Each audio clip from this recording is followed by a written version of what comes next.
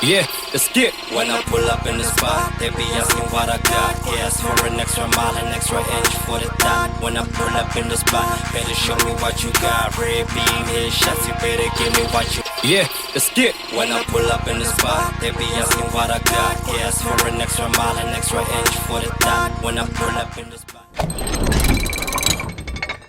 Welcome to another episode of Podcast with Soul. My name is Sam Soul, and on today's episode, we're going to be having friends of the podcast. You know him. We need to know about the progress that he made so far, and since the last time when he came to the episode, because we are about building. The podcast is about building, so we want to see progress and we want to see success stories. So on today's episode, we're going to be having. You guys know him, but Renare Mita, Mr. Mzwakhe, Mabuza. Lula. So I'm just going to let him tell us a bit about the product, what he added on the new product, and what the other things. Welcome to the show. Thank you for having me. So my name is Mzwakhe Mabuza, as you said it. A lot of people call me Mr. Lula because of the product that I started. And then the last time when I was here, we only had a Lula handy cream. So from this one, we added Lula pine gel, and then this is the first one. This is what we started with, Lula dishwashing detergent. So a lot of people are familiar with this, but we've added this, and from our previous show, we only came with these ones. So now it's a family because it's the first born, second born, and then this is the latest edition. Yeah, so it's a family pack. Now you can just call it a family pack. We call this a combo. It's a family combo. It cleans just to make sure that your house is clean wherever the surfaces that you are using. This one is good for surfaces, to clean the surfaces. This one, it's good for flies, also chase away flies. And then this one, you can use it to wash your car, wash your dishes. Yeah, you can just do a lot of things with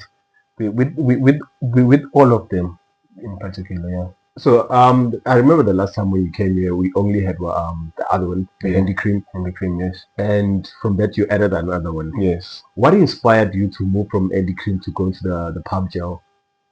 Okay. So thing is, when I'm also selling on the ground, I also scan the environment and look which opportunities I can take. So now when I went to the preschools, even though they were buying the dishwashing detergent, but they still had a problem with flies. So when I did my research, and then when I found out that pine gel is the one that it smells nice and also deals with flies, because their biggest problem is flies, because after dealing with the diapers, they need something. Yeah, there's a lot of flies, and also after that they are also feeding the kids. So the flies, they must deal with the flies so that the environment is clean and it's also healthy for the kids, because kids, whenever they play, they throw things on the floor, and then some of them, they pick them up, they put them in their mouth. So you need something that it will sustain them, something that will make sure that the environment is clean. That's why we recommend this one for people who are doing like outside stuff. If maybe you are doing tiles cleaning, when you're mopping your tiles, so that as much as it is clean, but it also chases away flies. Yeah. So this thing, I think I've asked you this question before, where a lot of black-owned brands are not produced in South Africa. Yes. And I remember you telling me that you produce your own, your own product. Yes. So how is it different from somebody who just buy ready material and somebody who produces? Does it differ in terms of prices? It does differ when it comes to prices. Remember, when you are buying this product and it's already made, obviously there are cost of production already, they've added cost, and then when you buy it, you only add up your makeup and then you sell it.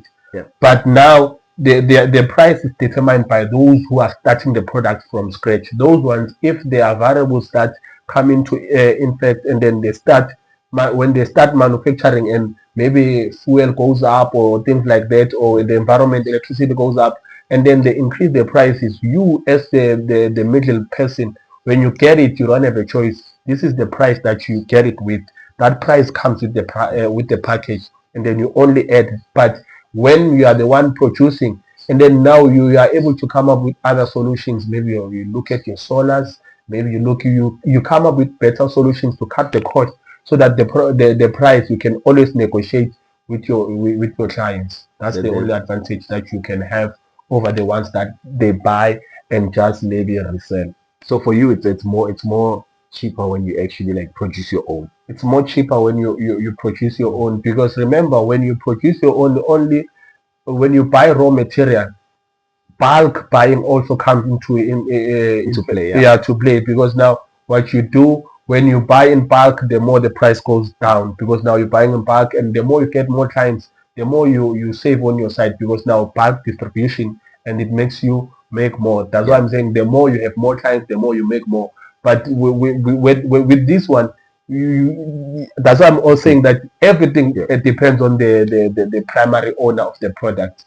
So us as the primary owner of the product, we are able to maneuver around all these things. But when you are the secondary owner of the product, you depend on the primary. Yeah, it makes a lot of sense. So given the current state, and I've noticed that a lot of young entrepreneurs, we want to look good for the gram, because I hear you mentioning that you're always on the ground. Yes. Which is a lot of people, once they start brands, they no longer want to be on the ground. Yes. They want to be wear suits and be somewhere in the office, you know. So what makes you like still want to be down on the ground and pushing from the ground up? Because your brand is far. Yeah, it went like it's so far to a point where you can actually hire somebody to do all that. Yeah, but like I stated at first, that when you are in the crowd, when you are in the level of the people, you are able to hear what they are saying, and you are able to interpret what they like, what change you can make. So when you look at the word entrepreneurship, remember, it's just a Greek word meaning someone who identifies the problem and solves it. You understand? So how are you going to identify the problem if you are not amongst the people? Because the bigger the problem, the more money you're going to make. That's the simplest term. The bigger the problem, the more money you can make. So when you are in the ground level with the people, we are able to identify problems, and we are able to scale the problem. Saying that this one, maybe it's a minor problem, I will not make the amount that I want to make. But this one, because it's a bit more complex, let me tackle this one, because once I solve this one, and then I'm able to make more money. Because when you're looking, even when you look at the history of entrepreneurship and the history of how products have come to play, of how even a telephone had come to play. Or if you can look at the likes of Steve Jobs, you look at the likes of Bill Gates. When you go back to their history, when you look at the likes of Mark, Facebook was not there, but because he wanted to break that market and say, I want to communicate with my friend. I want me and my friends to communicate when we are not in the same room, but we communicate like we are in the same room. That was the problem, because he wanted to communicate with his friend, and then he was able to solve that problem. And then now Facebook is worldwide. And then now other products, with the other products that are coming because of that platform. You understand? Everything, your lives, people are doing content, they are using those platforms, because he saw the problem that if you want to advertise something to someone who's not in this room, how can you best do it? You understand? So that's the like, in a nutshell, that is why I'm always on the ground, because when I'm at the ground, I'm able to come with more things. Because even now, the next time I come here, I have to maybe add another product, because I'm still on the ground. Be having a store by now. I think we'll be having your own store. Because I'm still on the ground, and I'm still able to solve problems, because I'm at the level to identify problems, and I'm able to solve them. Okay, this thing that a lot of brand owners, I don't know if it's a mistake, but I think it's a mistake they make, that they attach themselves to the brands. Okay, I can make example with a couple of people. The likes of Casper, he owns Biliato, right? He attached himself to the brand. Without him, there's no Biliato. So how do you sustain that Lula is a brand, then there's Mzwakhe on the side? Because a lot of people, once they own a brand, they want to attach themselves to the brand, and without them, they can't. The brand doesn't exist. That's a good question. Thank you for that question. So what happens when you start making a brand?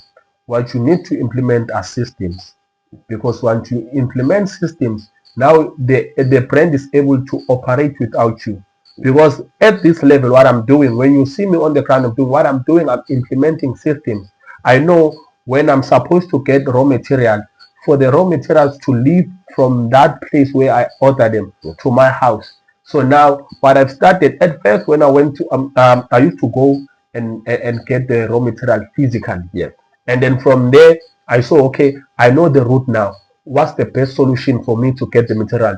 Can I use courier services? How much are the courier services? Can I use your Bolt services, your Uber services? How much are those? And then when I wait, and I'm like, okay, this one is better. Yeah. Because now these are logistics a problem. So no, if someone is sitting, is like, nah, because now I can see that the bigger brands like your Bolt, your Uber, they are using these courier services. Someone who might think, let me just come up with a service whereby I will just make sure that I deliver raw materials to different products. If someone maybe is selling acha, how can I take that raw mango and bring it to that person? And that, so now you are thinking that maybe I can create my business and we just work around those things. That ours is to just move products from raw materials from the factories to the people, not attach ourselves to the brand.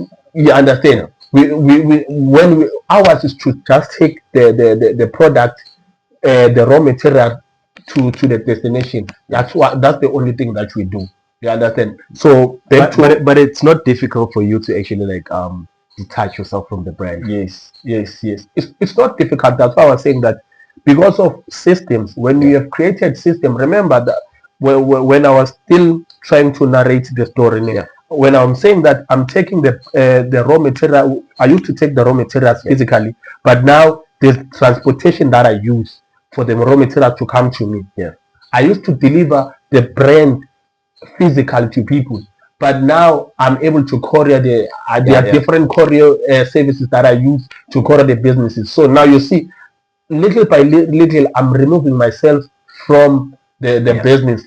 Little by little, I'm removing myself from the business so that I can look at the other aspects. Because now I know delivering is no longer up to me. I've got the delivery services that I use to collect the products. No longer up to me. I use the services to collect the product. You see, I'm removing myself. Before you know it, I have to get someone. I have to get a spokesperson, someone who's able to well spoken, who can speak, like, because I do have ideas, but I cannot articulate them well. You understand? For me to get someone who's able to, when he tells you and shares the vision, you understand it better because he's well spoken. Me, I know the vision, I know what I want. If I can explain to someone and that someone is able to articulate those points like clearly for you to understand them, when like I'm advertising, when there's someone, when he speaks, people can hear. There are people who've got that grace. When they speak, people they can listen. They can listen. You understand? But me, I'm just an entrepreneur. For when you are starting, which is a lot of entrepreneurs, they make that mistake that because I think we're different as people. Some they're good at starting businesses. Some they're good at running businesses. Some they're good at managing businesses. But a lot of us, we just want to be a all-rounder. We want to be Jomo Sono. Because for example, now I know personally, I'm good in starting businesses. I can start a business, but for me to push it, it's very hard for me to do it. So that's why most of the time I'll create whatever I create, then I step back. You raise me a good point, because now remember there are levels. I might be able to start the business and run it now, but I may not be able to manage 100 people. You understand? And then there's someone who cannot start a business but is able to manage 100 people. That's why when other business, when they start growing, they hire a CEO. A CEO doesn't automatically mean someone who started the business. There's a founder and there's a CEO. But a lot of founders, they have this problem of, I don't know, they don't want to let go. They want to be there. Like, they don't want to let go. They don't want to hire maybe somebody to actually do the books for the business. Somebody to do the advertising for business. So what causes that? Do you think is it because most of us, we start businesses because of we're hungry? I think maybe you are raising a point that people start the business because they are hungry, because they don't see the bigger vision, they don't see the bigger goal. Because remember, the business must outlive you. If you are building something that is going to outlive you, you must start seeing it operating without you. If you are saying, I want this product to outlive me, I want this brand to outlive me, I must start seeing it living without me. You understand? So that I can see that this is really what I wanted from the word go. Just like a brand like your Apple, They outlived Steve Jobs. Steve Jobs is no longer there, but But if you can look at the sales of Apple, even still, still, they still go moving forward. you understand, because he built a brand that is able to outlive him. You understand? So when he had that in mind, that's why he was a visionary. Remember, there are people who are just building, and they are also visionaries. Yeah. A visionary person knows that even if it doesn't happen today, even if it doesn't happen next year, even if it doesn't happen in the next 5 years, but it's gonna happen. Yeah. Because I have implementing, and I'm busy implementing steps to make sure that what I see in my head, when time comes, it's gonna be there. Yeah. When the time is right, it's gonna be there. Because I saw it in my head. Because every vision, everything that you see, it's a vision. It was once upon a time, it was just in someone's mind alone. Yeah. And for some of us who believe in law of attraction, the power of the spoken words, you have a vision, then you speak it into existence. That's how it goes. Yes. So I see a lot of people now, they think, entrepreneurship is something fancy, like where now everybody's an entrepreneur. Yeah.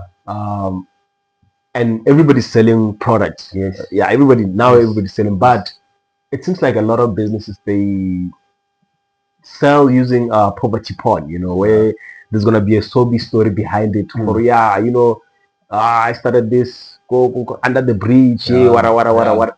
Do you think in this age, do we still need those kind of people? Remember, there are different strategies of marketing.